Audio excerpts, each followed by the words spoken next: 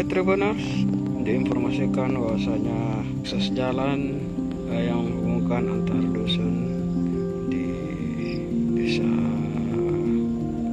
Sido, kecamatan Samping Raja, Kabupaten Baro, Sulawesi Selatan, mengalami kubangan saat musim hujan ya Tribuners. Ini jalannya ini rusak, tergolong rusak parah ya Tribuners, karena ini di hampir beberapa meter jalan ini Tribuners itu dipenuhi dengan kubangan Tribuners, banyak genangan air ini ya Tribuners.